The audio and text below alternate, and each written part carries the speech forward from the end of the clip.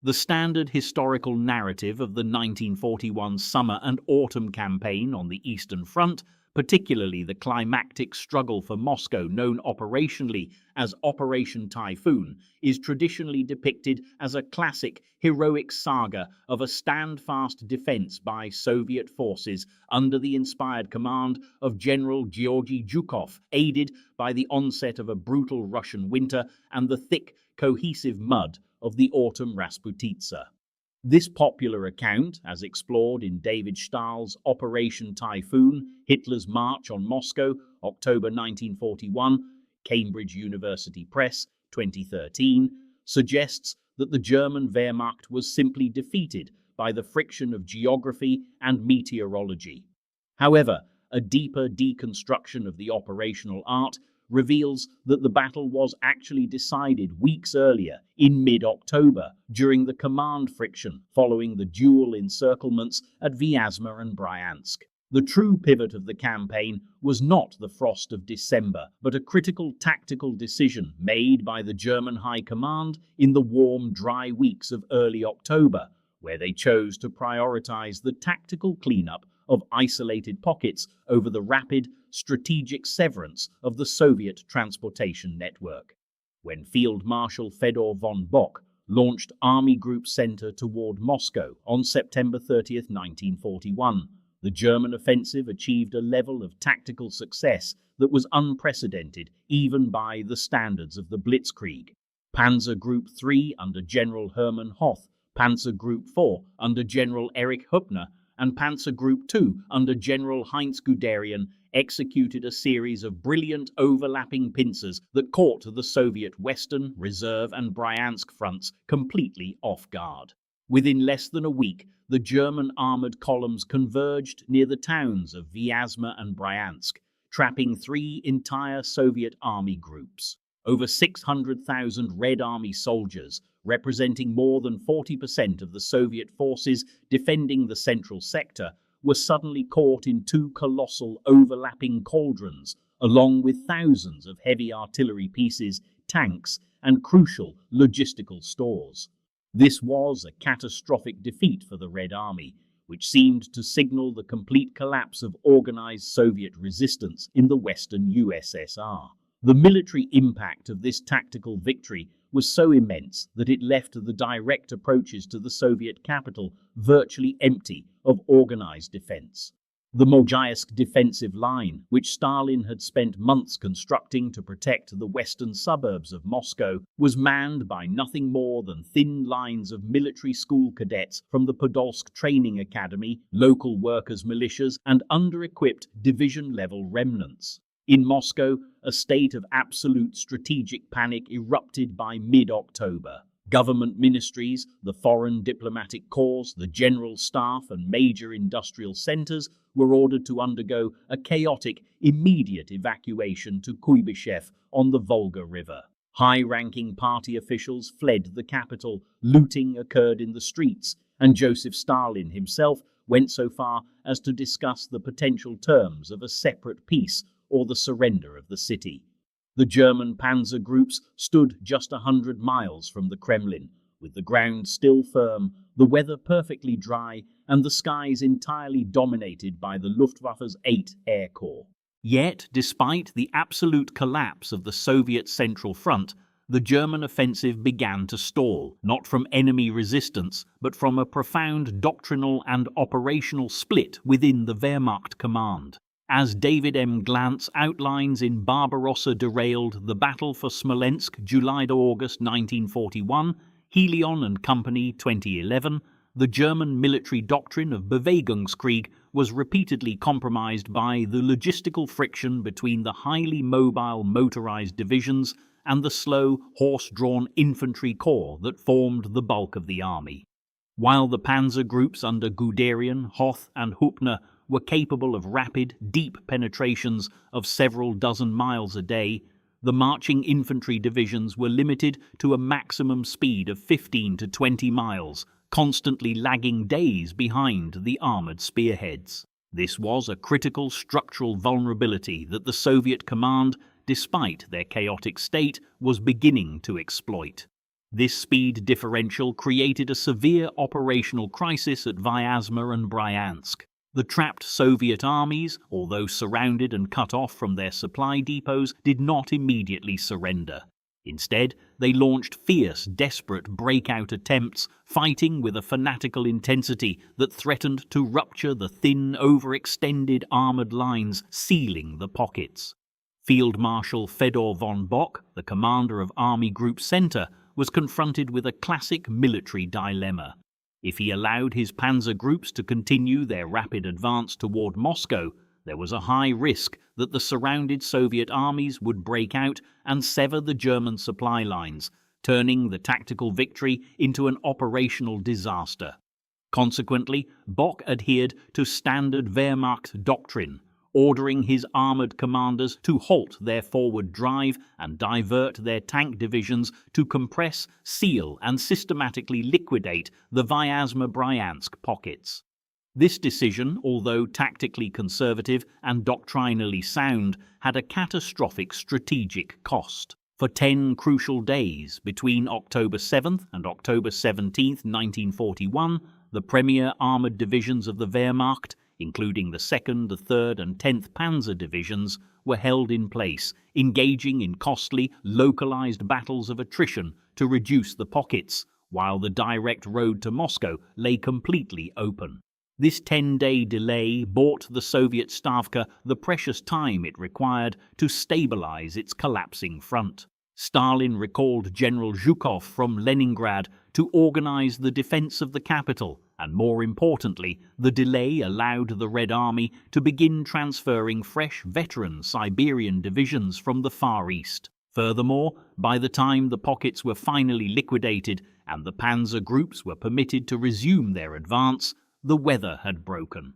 The dry autumn roads were transformed overnight by the autumn rains into deep, sticky clay quagmires, halting the German mobile forces and reducing their daily advance to a crawl of barely 2 to 3 miles. In our counterfactual scenario, we look at the moment when Field Marshal Fedor von Bock and his armoured commanders confront the tactical reality of the Vyazma and Bryansk pockets. Instead of adhering to the conservative doctrine of immediate liquidation, Bock, Hoth and Guderian make the highly calculated, high-risk operational decision to bypass the pockets.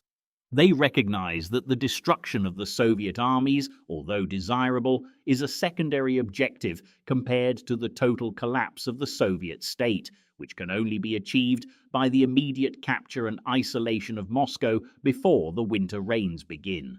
Bock orders his marching infantry divisions to hasten their pace to establish thin defensive screens around the trapped Soviet forces, while the 3 massive panzer groups are directed to ignore the breakout attempts and drive forward relentlessly along the paved Vyazma-Moscow highway. This operational pivot completely unzips the remaining Soviet defenses. By bypassing the pockets, the German armoured spearheads strike the Mojaisk defensive line in mid-October, a full 2 weeks ahead of the historical timeline. The thin lines of military school cadets and hastily assembled factory workers, who historically had weeks to prepare their positions and wait for reinforcements, are caught completely off guard.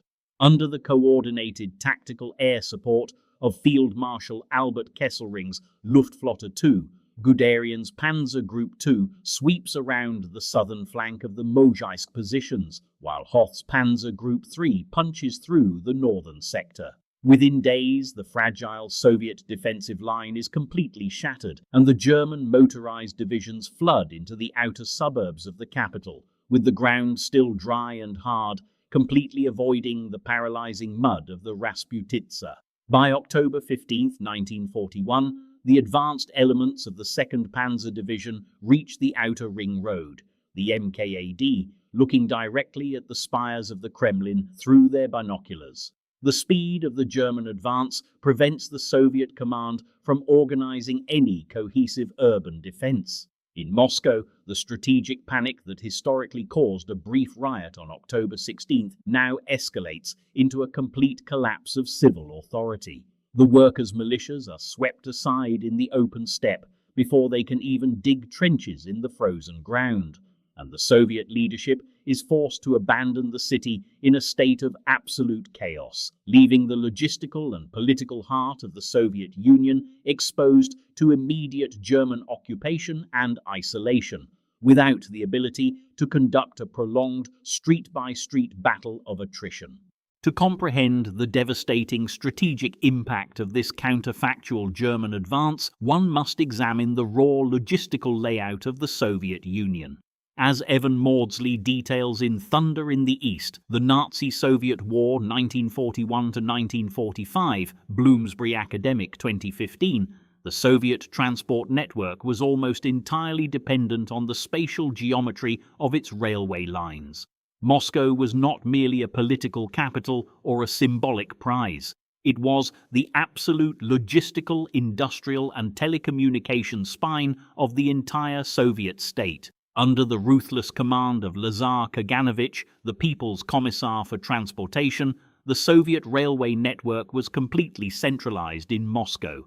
All major railway trunks, telephone lines, and road networks connecting the northern, southern, and eastern sectors of European Russia converged on the capital. If Moscow's rail junctions were severed, the Soviet Union would be effectively split into a series of isolated, logistically uncoordinated fragments. In our scenario, Field Marshal von Bock and his armoured commanders make a brilliant operational decision. Rather than committing their divisions to costly, exhausting street fighting inside the massive urban core of Moscow, they execute a deep, double-enveloping maneuver designed to sever the city's railway trunks. General Heinz Guderian's Panzer Group II, operating on the southern flank, drives rapidly eastward, capturing the critical rail hub of Ryazan and severing the main lines connecting Moscow with the Urals, Siberia, and the southern oil fields of the Caucasus.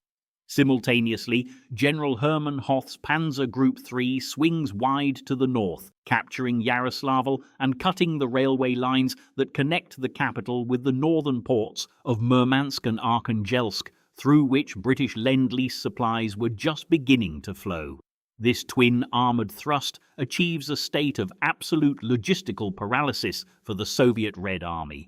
Within less than 2 weeks, the Stavka is completely cut off from its primary industrial bases, food supplies and coal mines in the east and south. The Soviet Union's rail spine is shattered. It is now physically impossible for the Soviet High Command to transfer divisions, ammunition or fuel from the eastern industrial hubs to the northern Leningrad or southern Rostov sectors of the front. The Red Army is forced to operate in a strategic vacuum, with each front isolated and forced to rely entirely on whatever localized supplies and ammunition they have on hand, which are rapidly depleted under continuous German pressure.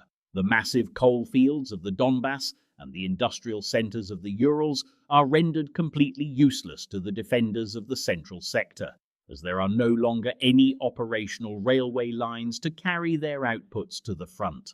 The final fatal blow to the Soviet war effort in late 1941 centers on the fate of the Siberian divisions. Historically, as John Erickson documents in The Road to Stalingrad, Stalin's War with Germany, Yale University Press, 1999, the arrival of 18 veteran, highly disciplined cold-weather divisions from the Far East was the decisive factor that saved Moscow. Having received intelligence from the master spy Richard Sorge that Japan would not attack Siberia, Stalin was able to strip his eastern borders of their finest troops. These Siberian divisions, arriving by rail in late November, were concentrated under Georgy Zhukovâ to launch the spectacular December 5th counteroffensive that pushed the exhausted German Army Group Center back over 150 miles, permanently saving the capital and proving that the Wehrmacht was not invincible. In our alternative timeline, however, the Siberian divisions face a catastrophic operational reality. As their troop trains steam westward across the Trans-Siberian Railway, they find the line completely severed 100 miles east of Moscow by Guderian's and Hoth's panzer groups holding Ryazan and Yaroslavl. The Soviet railway authorities are forced to halt the trains in open, snow-covered fields. The Siberian divisions are ordered to detrain in the freezing winter cold, far from their designated assembly areas and without any heavy equipment, transport trucks or artillery which cannot be moved off the rail cars. The strategic mobility of these elite divisions, which was entirely dependent on the centralized railway junctions of Moscow, is completely vaporized. This situation leaves the elite Siberian troops completely isolated and tactically vulnerable. Forced to march on foot across hundreds of miles of open, snow-swept steppe without heavy weapons, communications, or logistics, they are systematically intercepted, surrounded, and destroyed in detail by the highly mobile, well-supplied German Panzer and motorized infantry divisions. The strategic reserve that Stalin spent months preparing is utterly vaporized before it can even reach the battlefield. With no fresh reserves to reinforce the front, and with the political and logistical hub of Moscow firmly in German hands, the Soviet state collapses. Stalin is forced to flee past the Ural Mountains to Sverdlovsk, leaving European Russia completely in German hands and ending any prospect of a coordinated Soviet winter counteroffensive. The loss of Moscow, combined with the severance of the Siberian divisions, effectively ends the Soviet Union's capacity to wage large-scale, coordinated industrial warfare. In the final analysis, the Battle of Moscow was not a victory decided by the winter snows or the heroism of individual divisions. It was a cold mathematical equation of spatial geometry, logistics, and command priorities.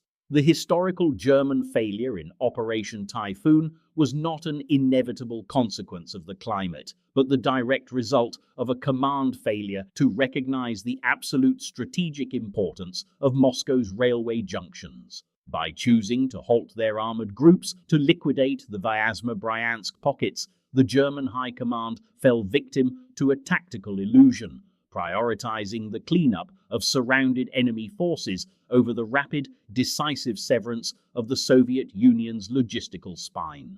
Had Field Marshal Fedor von Bock and his armored commanders bypassed the pockets in mid-October, they would have broken the back of the Soviet transport network before the mud of the Rasputitsa or the winter snows could intervene. By severing the Moscow railway spine, they would have rendered the transfer of the Siberian divisions strategically meaningless, isolating the Red Army's fronts and securing a decisive, war-winning victory on the Eastern Front in late 1941. The October bypass of Vyazma remains the ultimate what-if of Operation Typhoon, the brief, fleeting moment where the Wehrmacht had a realistic opportunity to win the war in the East before the grinding math of industrial attrition could begin to take its toll. The failure to cut this railway spine guaranteed that Germany would be locked in a multi-year war of attrition that its economy was structurally incapable of winning.